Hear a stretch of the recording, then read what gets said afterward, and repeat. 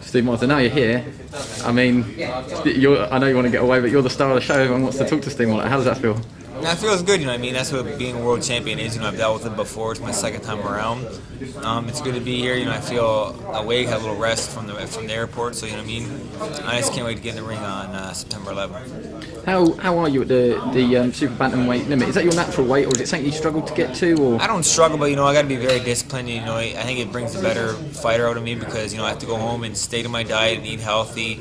I mean, there's no junk food, no garbage and stuff like that. So I think it's actually better for me to fight that way because I got to keep a little bit of an eye, but I don't have to really kill myself to make it.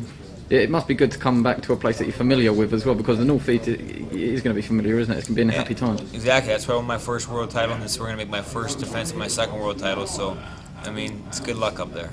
What do you expect from Jason? Because now you've seen him, you can see he's a physically smaller guy than you. Yeah, he's really small. You know, he looks like he's been through a tough lifestyle. You know what I mean? He looks a little rough around the edges, but you know what I mean. He has nothing to lose and everything to gain. So you know, I got to be on my A game, and it's going to be a great fight. Do you ever get involved in trash talking?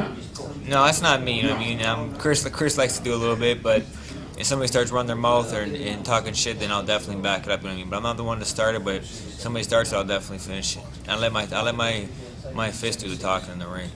You got a nice week up in Sunderland now, though. And what would the plan be now? You say you're just going to wind down the training? Yeah, just wind down the training. Just stay sharp, stay fast. I mean, nothing too hard. We have no sparring plan or nothing like that. Just pad work, speed bed work, keep the fast twitch muscles going, and you know what I mean, we'll be ready on the night. Everybody wants to talk about Caballero, but you want to talk about it no more. It's a chapter that's finished. No, that was like 2 years ago, or you know what I mean. That was when I wasn't training with Chris Johnson. That's when my wife was 8 months pregnant, and I was living in Montreal. You know what I mean. There were so many other things that aren't a part of my life now that you know what I mean were a headache and troublesome for me back then. That, you know what I mean. I don't. Everybody loses. Do you ever put predictions on your fights, like what you're going to do to someone? Because obviously we've heard people say before. The first defense I fought Endeloff in, my first title defense, I said 9th round knockout, hands down guaranteed. And then the next fight I said against 3K batter, I said 6th round, and I fought like shit. I broke both my hands, so no more predictions are for the weatherman.